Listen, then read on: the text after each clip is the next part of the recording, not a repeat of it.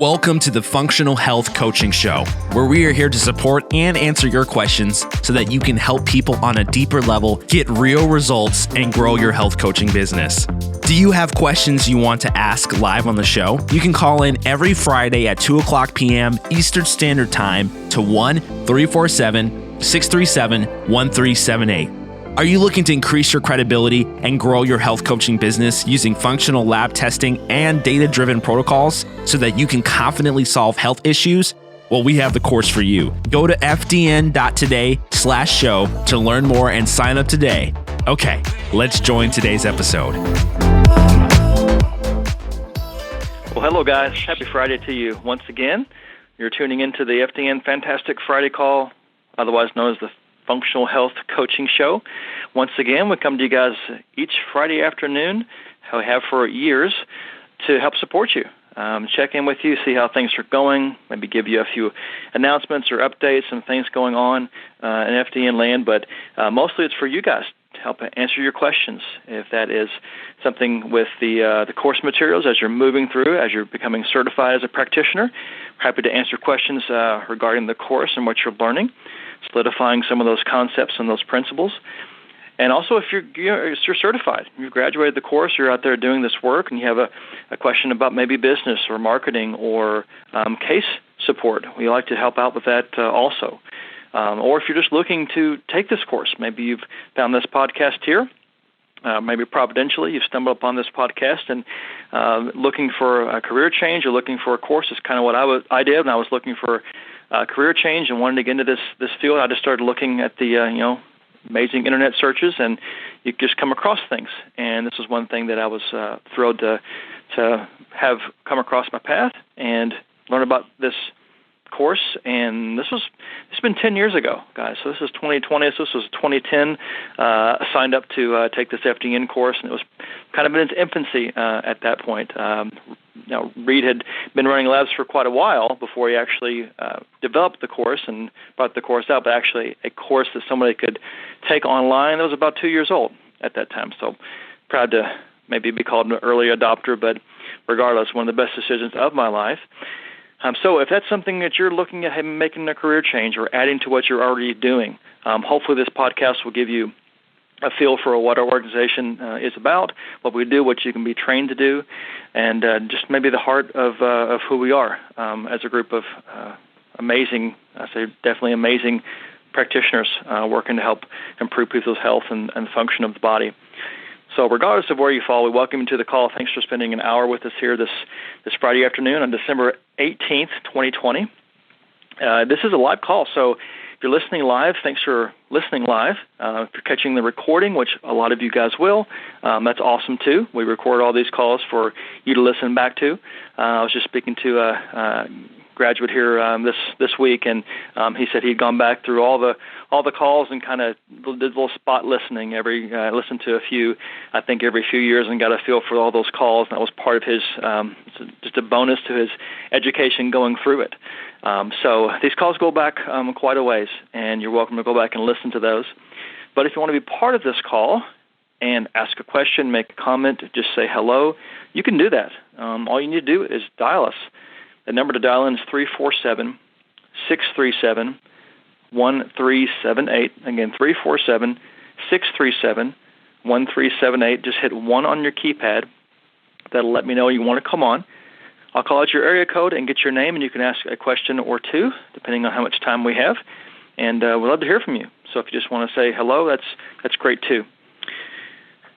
All right. Well, December 18th, 2020, I should say, I'm one of your hosts, Brandon Mollet, FDN practitioner, mentor, clinical consultant, all things FDN, I guess. Been around for a little while, helping with the course, and of course with my own clients. I get to work with folks every day in helping to restore their health and improve their health, and have my buddy also, my co-host here, Ryan Monahan, which has all of those titles plus a lot more too. He's a much better musician than I am, but I'm glad to have him on the call today too. So, but he filled in kind of last week here for me. I was out, and appreciate him doing that. So, glad to have you on again, Ryan, with us. Yeah, glad to be here. Happy Friday. Mm-hmm. Indeed. All right. Well, we've got a lot of graduates we do want to congratulate. We actually got 8 this week, which is awesome. So you guys are trying to, I know a lot of you guys set some goals to complete the course before the end of the year. So you guys are doing that. We're trying to accommodate you there, open up some extra spots and move them through.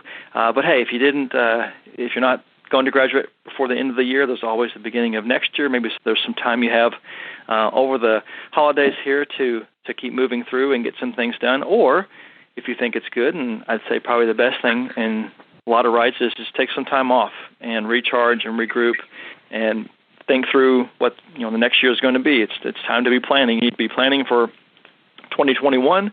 If you haven't already, need to be planning for that. So set some goals out there. If it's the course goals, things you want to accomplish or achieve, if you look back and say, hey, the pace that I was at is not getting me to my goals, then maybe something needs to change. So don't be afraid to rearrange some things or reprioritize some things. And now's the time to do that. So don't wait till January 1st, January 2nd, January 4th, I guess is Monday, to be thinking about those things.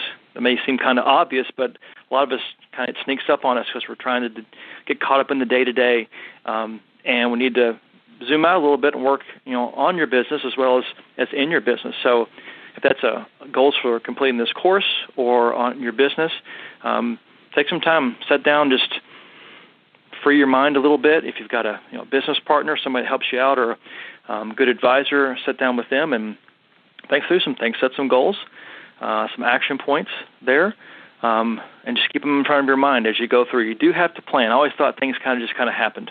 I lived a lot of my life that way.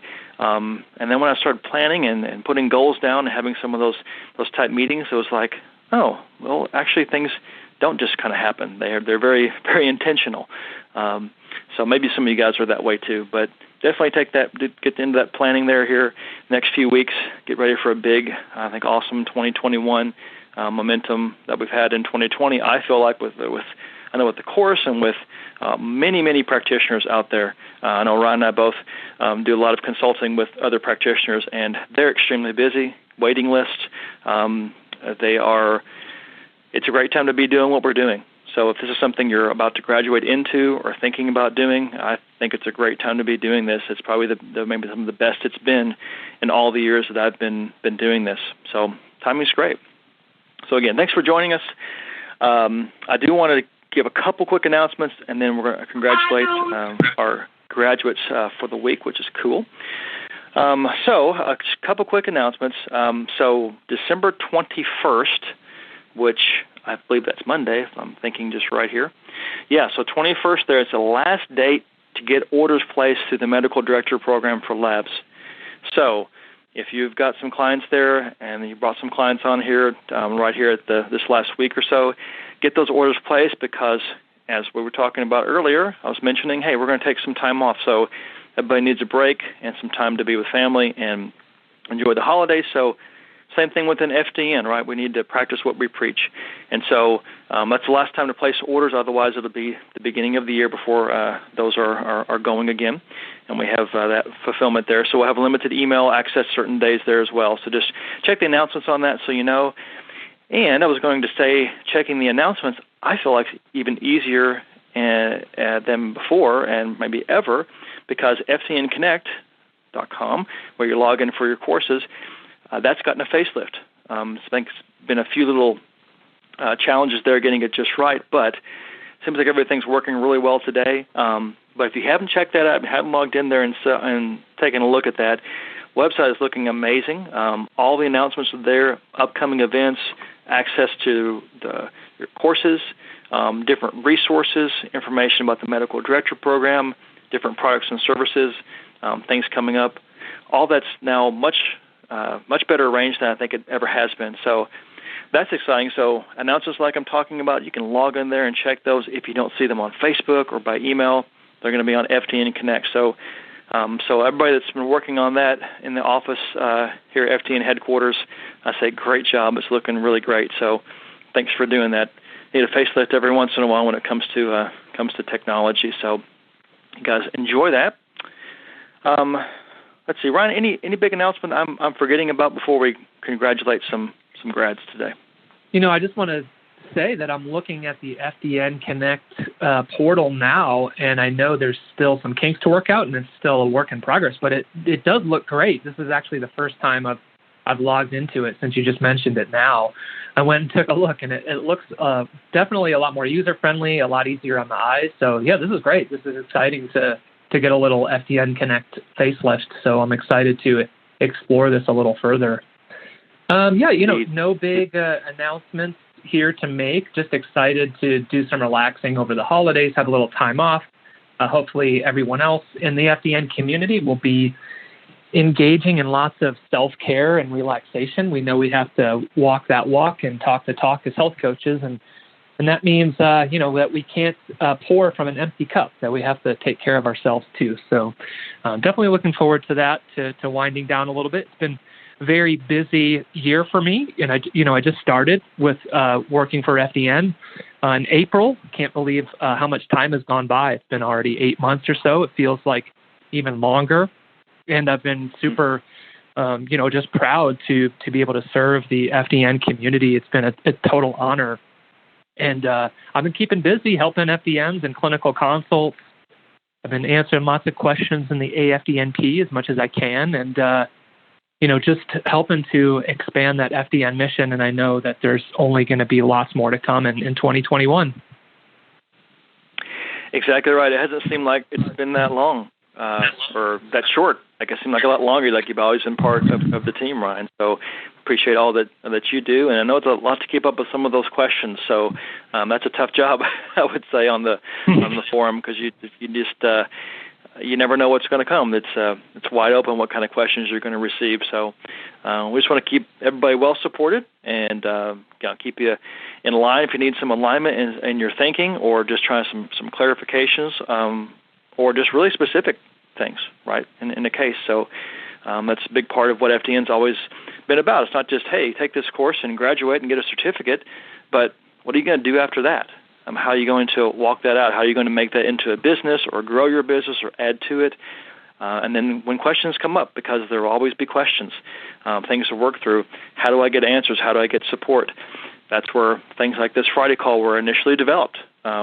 In the early days, we did a lot of case study stuff. We went through cases and looked at lab results and did a lot of casework in the beginning, and then some were a little more topical. But that's always been a part of that. And then, of course, the medical director program, where you can consult with us on individual cases. And then everything since then with AFDNP and what we were able to provide for you guys there through that organization and your membership through AFDNP is just 100-fold what it was previously, especially back when I graduated the course, became certified. So the support's there. Just have to let us know what you need. We want you guys to be successful, happy in doing this work. All right. Well, hey, we've got 8 people that we want to say congratulations to, and this is great because we are all over the world again here, which is great. So I've got 4 countries, right? So United States included. This is pretty great. So we want to say a big congratulations to these folks that have been certified here this week, and we'll start 2021 here out as awesome FDN practitioners, and adding it to what they're already doing, or making a career change, making some steps in that direction. Whatever you are going to do, we wish you the best and are here to help support you on that. So first, starting out in Japan is Lee Mac Tihai, and then St. Aaron from New York, Maria Tarr from North Carolina, Jacob Cook from Alabama, Jeannie Lopez from California, Renee Novak from Canada, Ontario, Canada, Lee Webb from Maine, and then Greg DeSantos over in the UK. So how about that, guys? 4 countries represented, and a lot of great people. So, guys, we're pretty proud of you. Congratulations to you.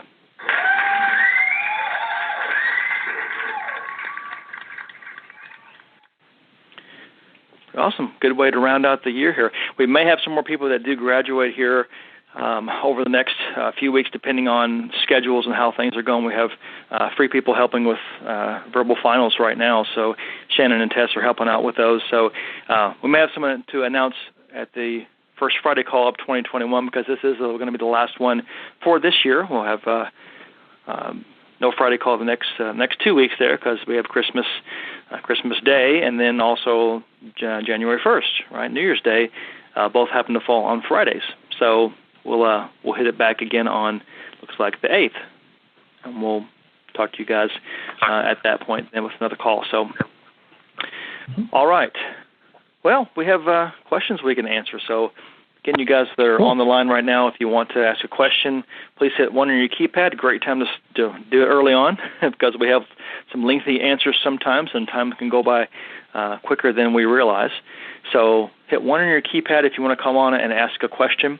Do that early on, and then 347-637-1378 is the number. Get 1 on the keypad, and then otherwise we will answer some written-in questions or some Facebook questions, because we always have lots of those. We've never had a shortage of questions. It's amazing. The question list that we have for this call, I don't think has ever gotten much less than a page. Sometimes it's running 3 and 4 pages. So questions are definitely something people always have, which is good. We don't discourage any kind of questions being asked. If you think they're silly or elementary or off topic, we can handle anything, and we like questions. It's good to think through things. All right, since no takers on hand raised, we'll go ahead and go through some of these written-in questions here. So this person's asking, I was wondering about adrenal testing for children, adolescents. Any ideas, more information, things to think about when considering testing them? So this is something Reed covers there a little bit there in the course, and then I believe we still have a question that kind of refers to this on the verbal final, or the written final rather. So answer here, if you're doing the written final, that is still a question that we ask. You'll get a little insight into that question here with that. So I guess generally the topic of working with children, does FDN work with children?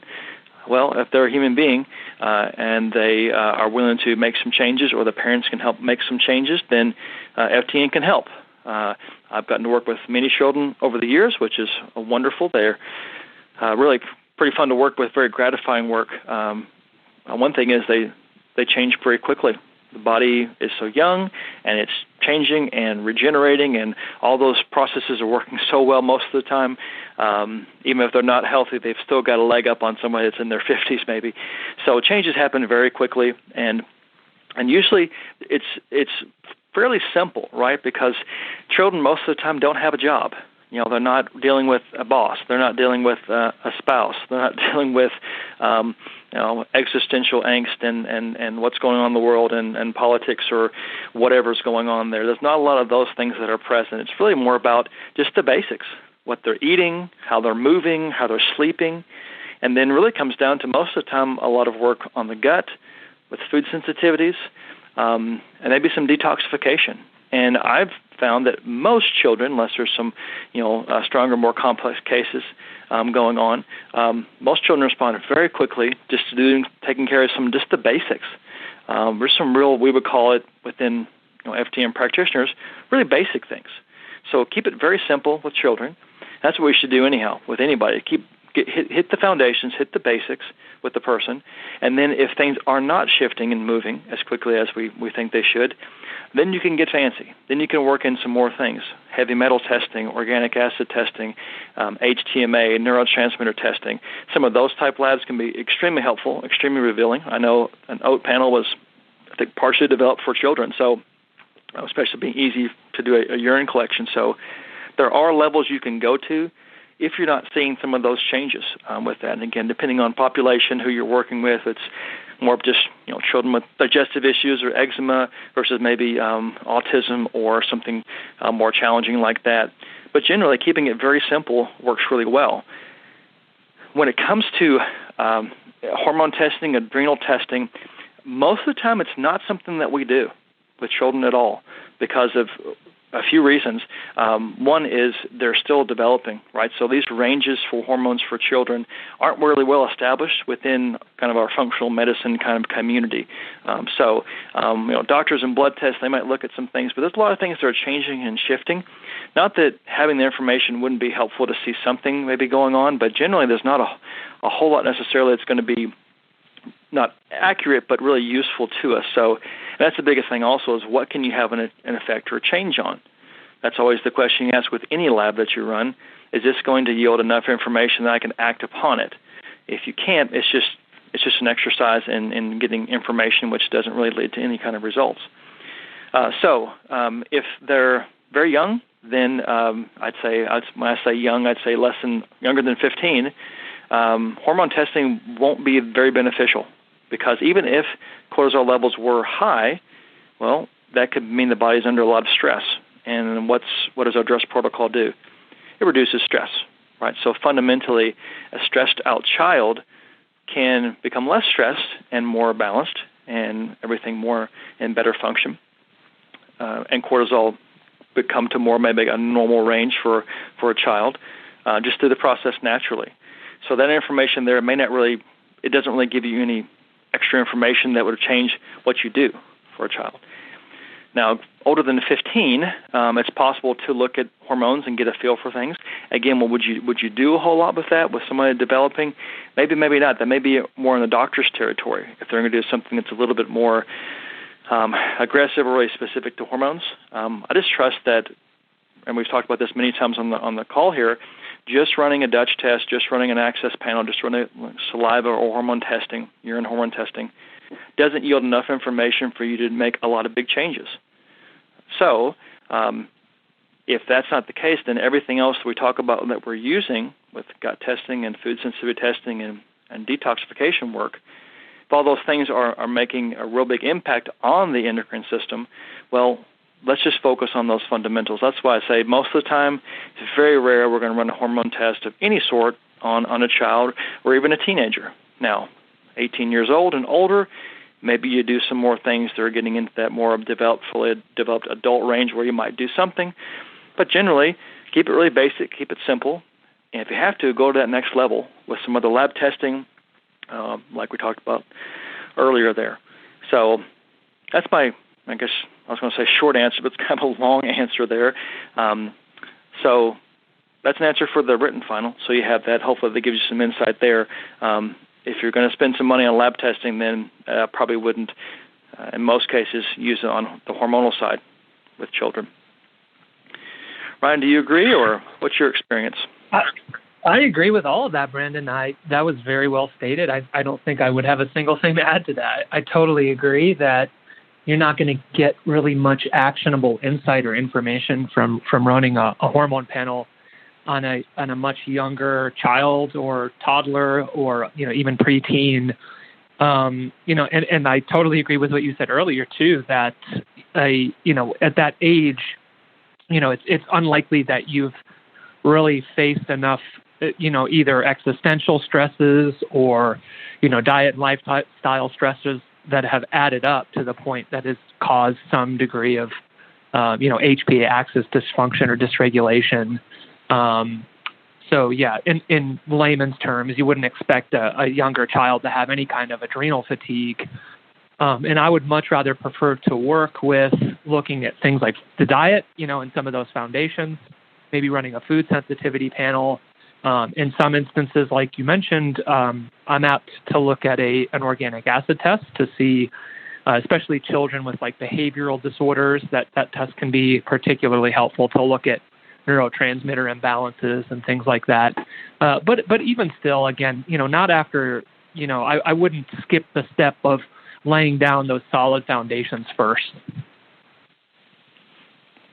Exactly. So, yeah. So I think, some people choose not to work with children. And that's choice there. If you don't want to do that, or if you want to work with children, you certainly can. There'll be a lot of support from us on that. A lot of us have worked with kids.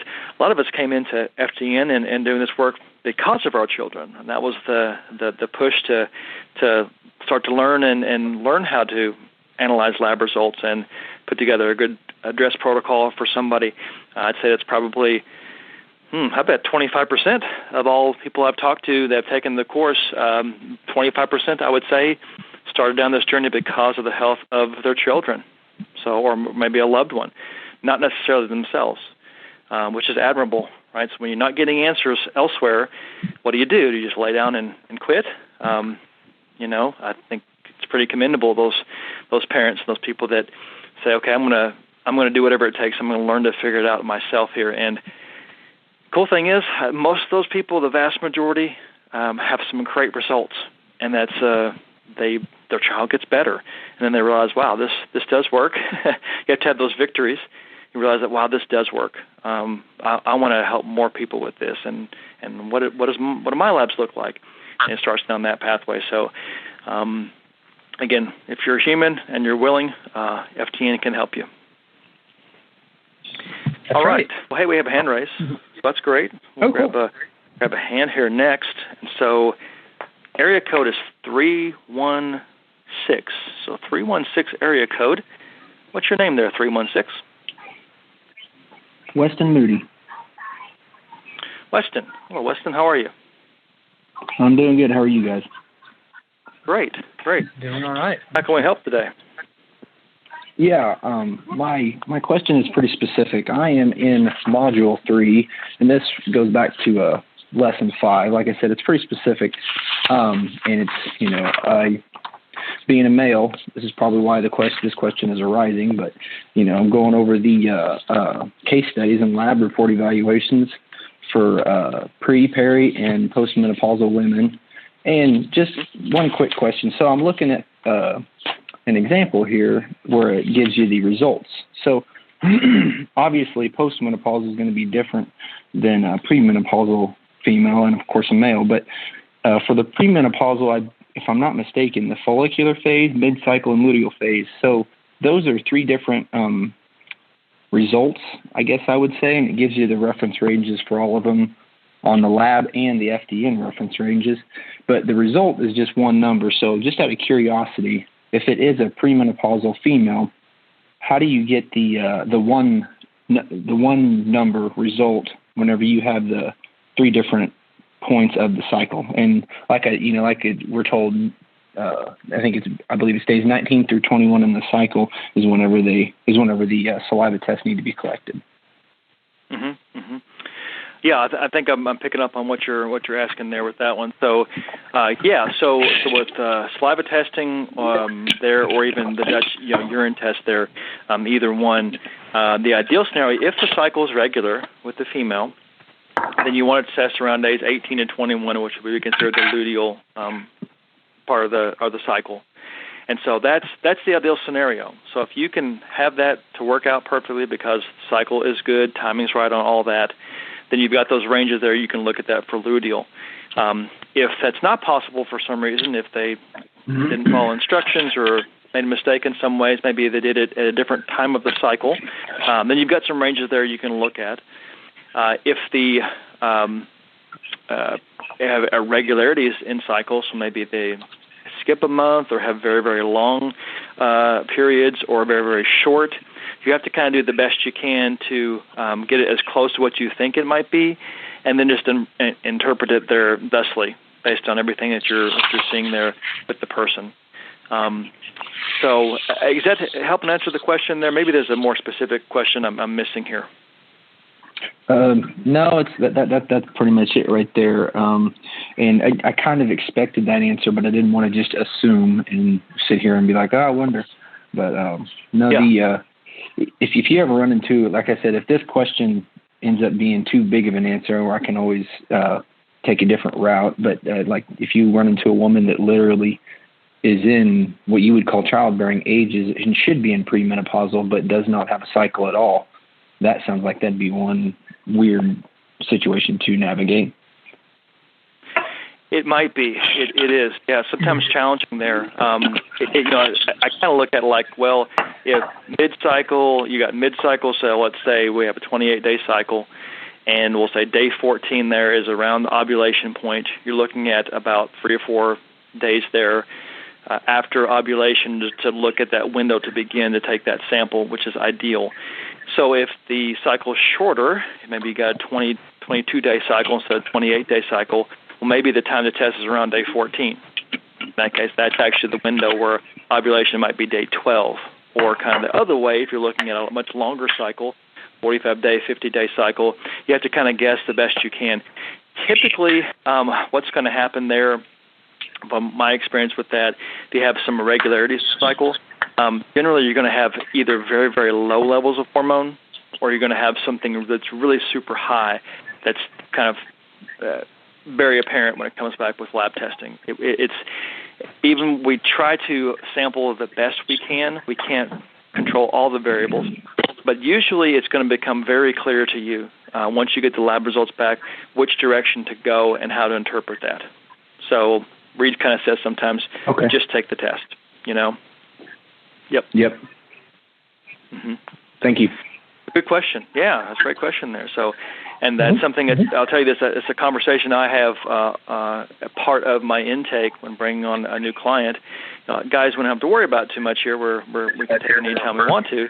But I will have, that's a dedicated part of my intake process is to talk about cycle length, to map out and say, hey, here's the date on the calendar when you can, this window here that you can take your sample. So I always make sure I cover that very thoroughly, because sometimes I find, talking to the ladies, they might be right in the window at the very moment that they're signing up to work with me. So I'm like, okay, let's get that test kit to you. Let's get that sample taken.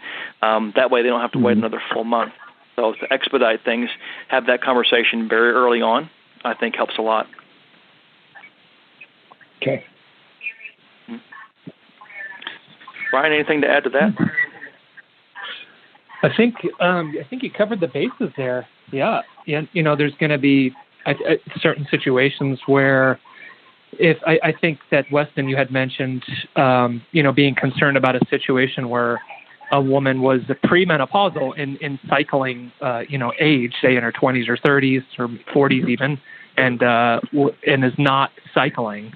So that can often be a sign of deeper dysfunction in the body, right? So that might kind of clue you in to deepen your investigation into looking at some other factors or variables. So, a common reason that comes off the top of mind for a woman that would maybe be having an issue where she's not cycling could be a thyroid issue, right? The woman has like an undiagnosed hypothyroidism or Hashimoto's.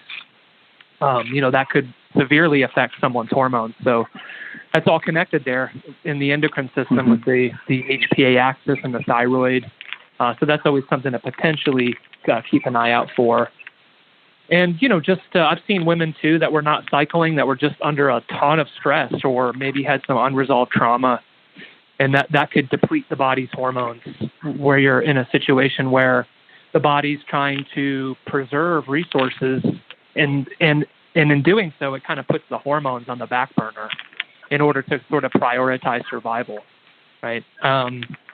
Or you could see a situation where like a woman's not getting enough healthy fats in the diet, not supporting her hormone pathways with healthy fats and cholesterol, and you might just see someone that's on a low-fat diet and isn't aware that that's doing some harm to her hormones in that situation.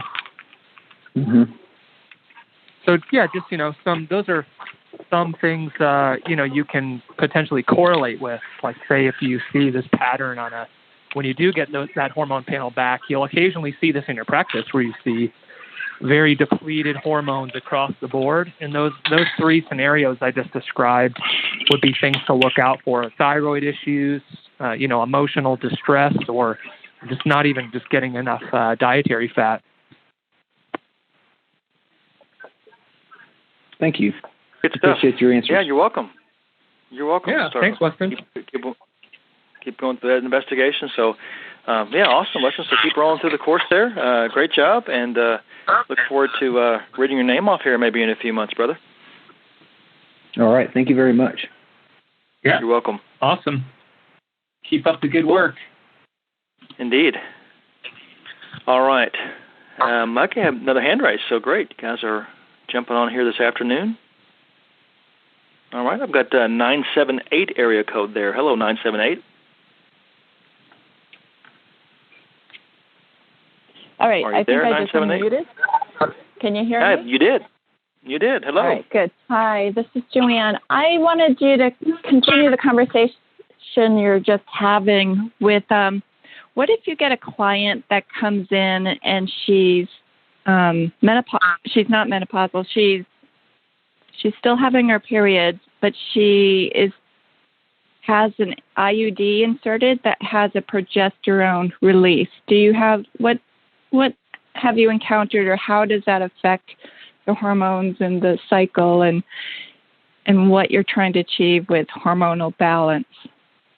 Do you have recommendations for that client?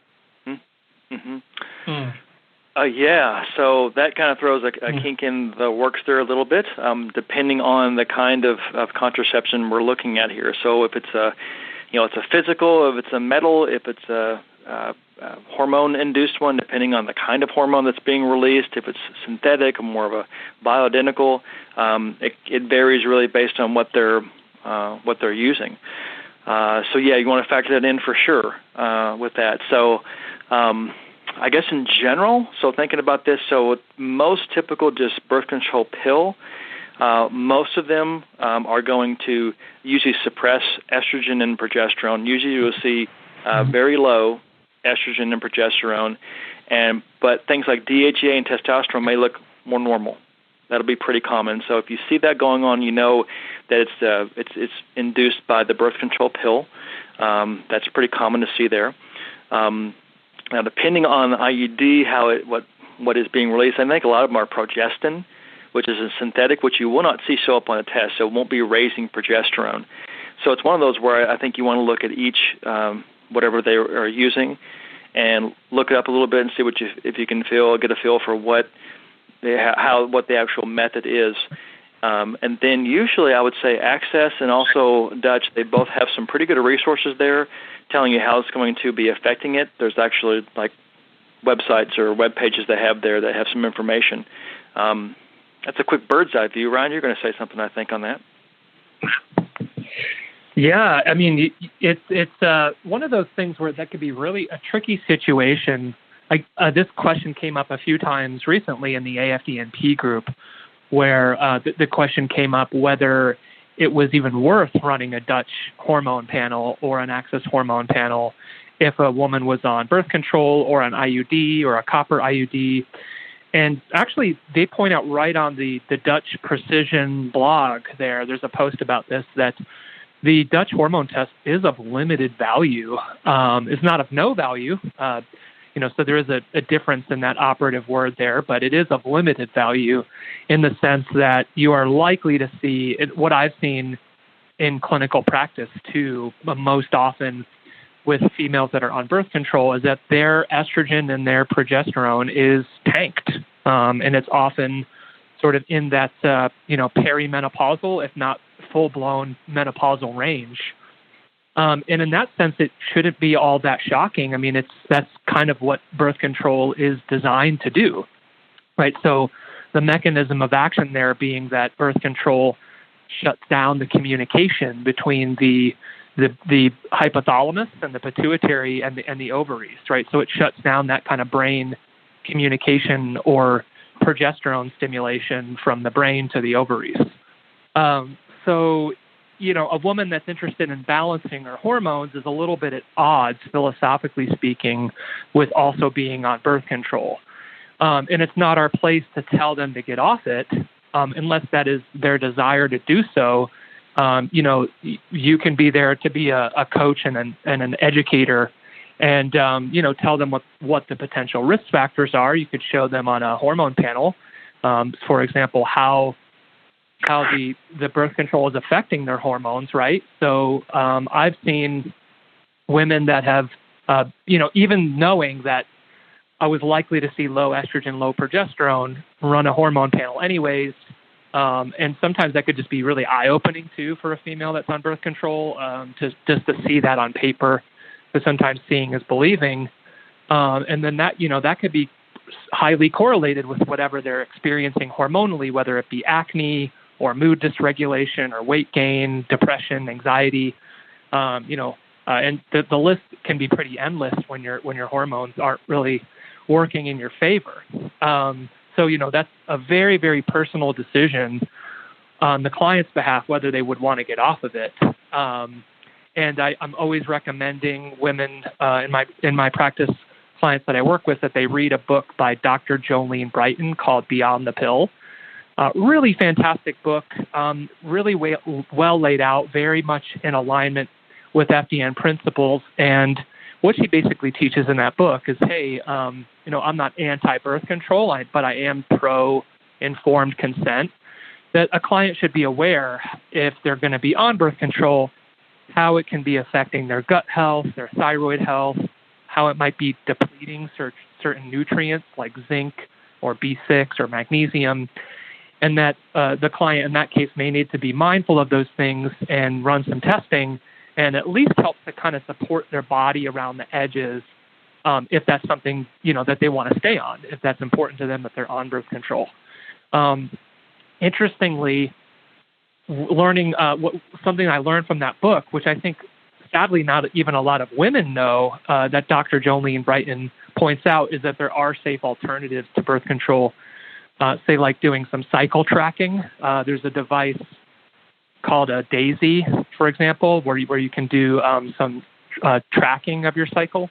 And she points out there that women are only fertile for about 3 to 5 days during their cycle. And that if you could track your fertility that way, you could avoid any potential unplanned pregnancies without necessarily having to be on birth control.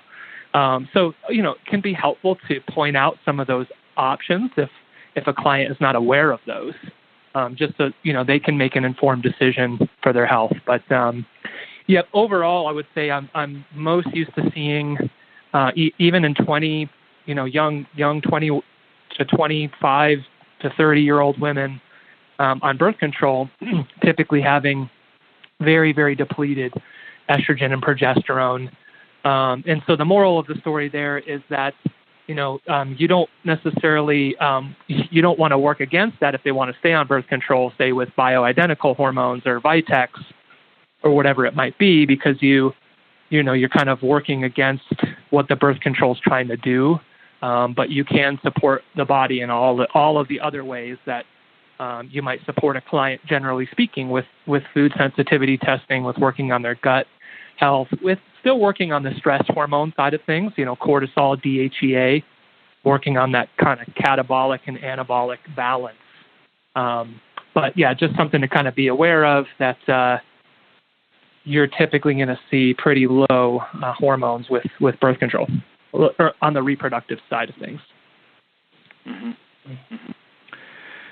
Yeah, I might throw a couple more things I was thinking about too. I've seen in the morning many times if a woman is on birth control and you start working with her and you do things like binders or work on liver support, it can make the pill less effective because you're detoxing some of those, just like any other prescription. You can sometimes lose effectiveness. So I say if you're working with somebody that's on birth control and they want to stay on that, just let them be aware of that. There's still a cycle, right? There's still a flow there that you've got going on even with birth control, and you can have that person just be a little more aware of it. I think sometimes birth control sometimes makes us go a little on autopilot instead of being really aware of rhythms and cycles there. So I'd say watch out for that, but also just kind of frame it in the sense that just like somebody comes to you that maybe has had part of the thyroid removed or a gallbladder removed or some other thing that you just won't get back, that's going to be something you have to work around. Like Ryan's saying, you can work around the edges still. You can still help improve a person's health, even if they, something they've chosen to do or something that they, can't really do anything about at this point anymore. Those can be some roadblocks and some vital voids, or as Reed would say, a vital void would say in the course there. People have some vital voids. I would consider being on birth control, choosing to do that, a chosen vital void that's there. So still can help somebody, but that doesn't need to be factored in. So it's always important to do a very good, thorough intake and ask all of these different questions to make sure you have a good feel for what they're doing now and what they've done in the past with their history, because it does help you to customize things a little more for that person, some things to be aware of, but still it doesn't negate just the foundational things that we're going to do. A good diet and eating right for your type and pulling out food sensitivities, that's good for everybody. Doesn't matter what your scenario is. Those fundamentals there, you always can just go back to sticking to fundamentals. If you don't want to get fancy, that's fine. I mean, I could, like Ryan was saying there earlier, maybe you don't even run a hormone test with them. Maybe you do everything else. I mean, I've had cases where I've done that before. That's even a possibility there. But the information could be helpful, like Ryan said, too, as far as them seeing it on paper, and then if they're looking to make some changes. Brandon, that's fascinating that I had never considered that taking binders could potentially bind to the birth control if you're on the pill. So that's definitely something to keep an eye out for. And but I assume it wouldn't be an issue if you were spacing them out. Would that be the case, say, if you're timing them, several hours apart from each other? Yes, very good. I'm glad you're clarifying. I shouldn't say something that broad there without clarifying. Yes. So depending on the binder, so some binders are somewhat indiscriminate. They will grab anything like foods, prescriptions, supplements, or toxins, and do that. So that's where a lot of binders you want to be on an empty stomach or separated way far apart from prescriptions and supplements. Even food. Some binders you can take with those, and they're fine, and they won't cause any problem at all. So I say it's good on the safe side to try to keep any binder there just away from other things that you're taking, right. And just try to let them have their action and their effect in the most ideal scenario, which we'd say is kind of like the empty system, and going through and pulling those through.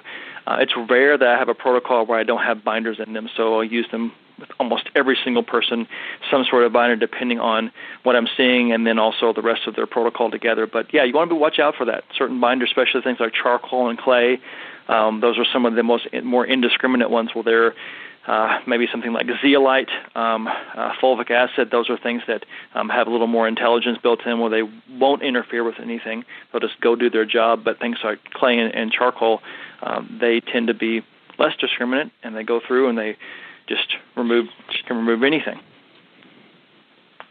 Yeah, and you had mentioned humic fulvic acid. I'm a big fan for that reason of some of those binders from Cellcore Biosciences. Yep. They make some targeted binders for heavy metals and for mold toxins, and those are really great, especially for compliance, because in the case of those particular binders, you don't have to worry about the logistics of the spacing out from supplements and medication and food. You can basically take them with pretty much anything, which makes it pretty convenient. Mm-hmm. Indeed. Cool. Well, Joanne, did we help out? Any follow-up question to that, or anything else we can help with today?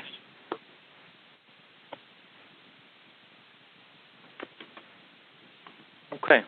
Joanna, I think I've got you still unmuted if you had another follow-up question. Sorry. Otherwise, yes, that was very helpful. Thank you. You're welcome. Yeah, and Joanne, not sure if you are part of the AFDN.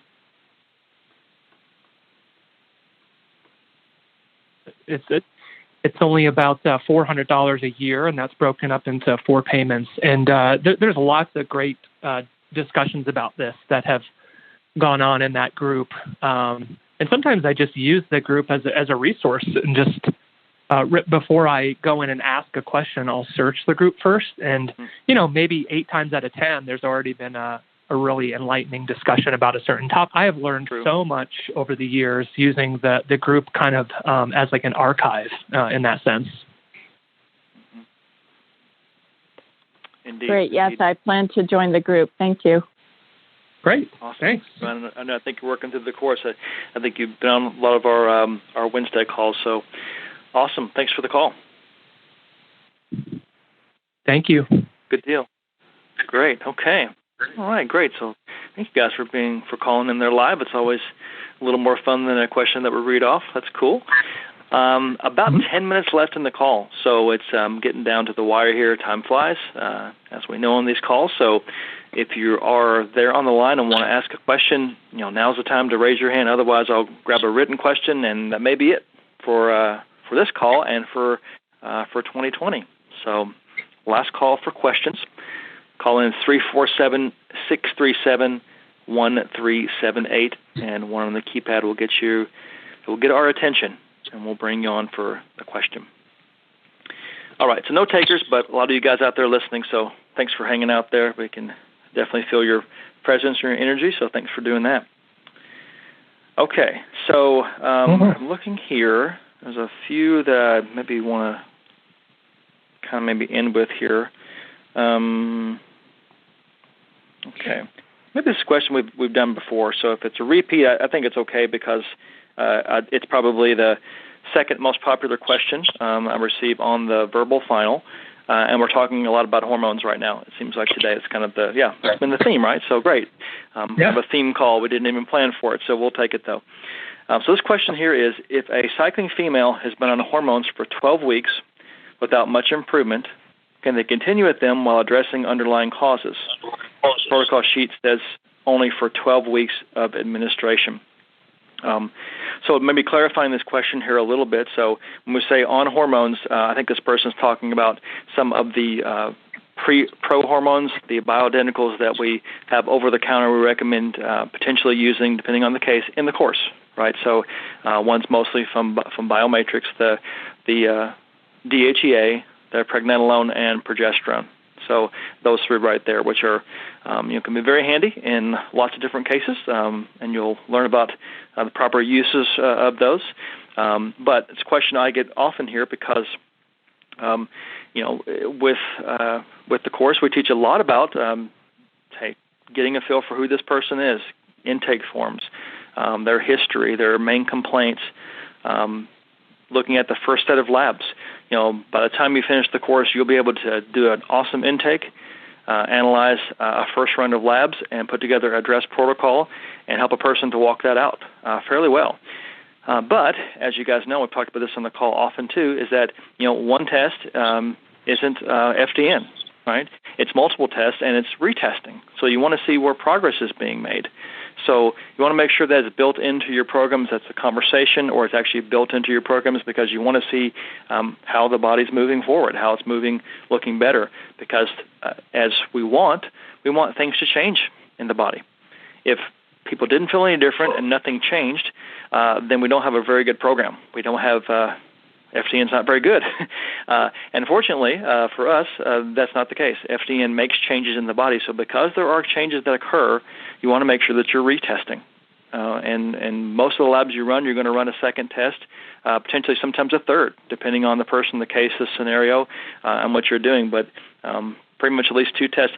MRT, I don't always retest that one, but the rest of them you want to do retesting and see how things are moving and going, and you just keep testing and adjusting until you get things just right where you need to be, however long that takes for a person.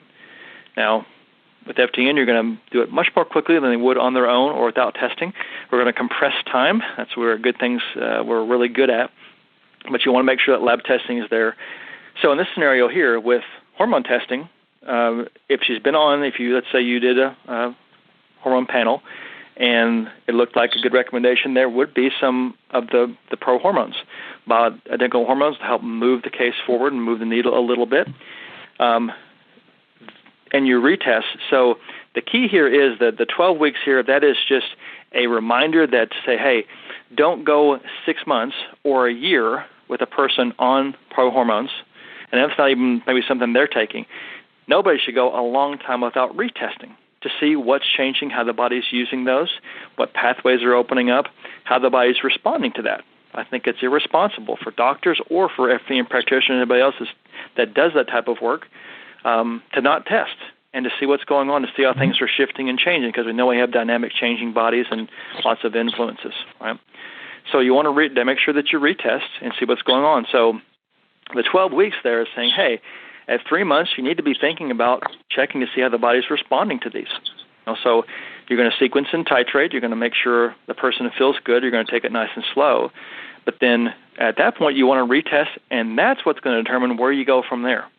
So depending on what comes back, how they're feeling, what the labs are showing, you're going to make the call there. So you can continue with hormone drops if appropriate. You could stop all of those. You could stop some of those, whatever kind of adjustment. So it's really just a check-in, and it should, again, be built into your program. We're going to do a check-in at this point in the session or in their program, and we're going to see what's changing. Yes, we get feedback from their symptoms and observation and what they're feeling, but also we started out with lab testing, so we're not going to just end with looking at symptoms and assume things are good. we're going to do tests at the end just to confirm things. We don't want to. We want to be. It brings good closure to a program. I'll say this, in the beginning of things, I didn't always build that in and didn't do a great job of encouraging somebody to retest. And that's not very fun because you don't have this closure. You don't have this finalization of, hey, yeah, look at the work we've done. And then also I think you really have to have the follow-up testing there to determine where you're going to go with a maintenance protocol. What are they going to be doing? Because if a person goes right back to their old ways that they learned not to do, working with you, they learned a better way to live, they're going to have those same problems again. They may come back in 3 months, they may come back in 2 years, but they're probably going to come back because that's their own individual body chemistry. So the things we've done to restore function and then continuing on with a good dress protocol is going to be the key to long-term health. That's the best thing you can do. Right? I don't know anything else to do other than that. It works very well. So for knowing what kind of progress has been made and determining, hey, we need some more time together. We need to do a continued, more of an intense type corrective care that we're doing with FDN, or you get to graduate to a maintenance phase. I want to know where that person is supposed to be, and that's just the process, right? So yeah, really good at the initial start, initial interpretation, putting together that R&R, going over those lab results, but then all the magic and amazing things happen after that R&R, and then you get that closure, you get that, what you've accomplished and what's best for that person by retesting. It's a disservice to that person not to retest. So as tempting as that might be, Ryan, I'm feeling so awesome. I've lost 20 pounds and, my energy is so much better. I'm sleeping so much better and all these things are great. Thanks for everything you've done. I'll tell my friends about you and I'll see you later. It's very tempting to leave on that kind of high, but for that person's overall benefit, you want to retest. That gets down to the heart of the test, don't guess philosophy, right? You want to make sure that you're being able to monitor your client's progress along the way and to course correct and to troubleshoot, and especially if you're working, say, in a 3 to 6 month time frame, you're going to see some improvement along the way, but it's unlikely you're going to resolve all of someone's symptoms in that kind of time period, which makes it all the more important to be able to establish a baseline, do some retesting and see where the client's at. Totally agree with that. And even from a practical side of things or practical consideration, let's suppose you had a client who was on a budget. There are cases where you can do some retesting where you're kind of running parts of some tests and kind of picking them apart a little bit. So like, let's say a client has H. pylori on a GI map. Is it going to be better to run a full GI map the second time around for a retest? 100%. I see this all the time where you run a retest of a GI map and something new comes up, like a parasite that didn't come up on the first round. Maybe that it was hiding out in biofilms or something like that. But if the clients really can't, get the finances together to do that, you can have them run just an H. pylori only retest from Diagnostic Solutions and save some money there. You could do the same thing with a Dutch test. You could run, let's suppose the client's cortisol and stress hormones were looking fairly optimal on the first go around. You can run just the reproductive or sex hormone section of the Dutch only as an a la carte test. So sometimes for retesting, I'll kind of utilize some of those options. Even the organic acid test has an option where you run just the microbial overgrowth section, which is the first page of the test. And that's called a MOAT, or microbial oat. You save about $100 running that section of the test. So sometimes that, like I said, ideally, I'm a huge advocate of rerunning as much tests as possible, but there are ways to sometimes kind of even meet the client in the middle a little bit there. Mm-hmm. Good point. Mm-hmm. All right. Well, about a minute left in the call here, so we're going to wrap this one up here, but I want to say thanks for the calls there, the questions there. So Weston and Joanne, thanks for jumping on and being part of the call today. And then we've got 8 amazing graduates, so that is even awesomer news there. Congratulations to you guys. And then, Ryan, thanks for being on with me again, man. Thanks for adding to this and giving your insight and expertise to everything. And thanks for making it a fun call today. Always happy to be here, and have a happy holiday, everybody. And guess we'll be back on the call in January, right? So in the new year. We will. That's the plan. Yeah. So, all right. Guys, cool. Enjoy it, and talk to you here, guys, in a few weeks. Talk to you soon. All righty. Cool. Talk to you soon.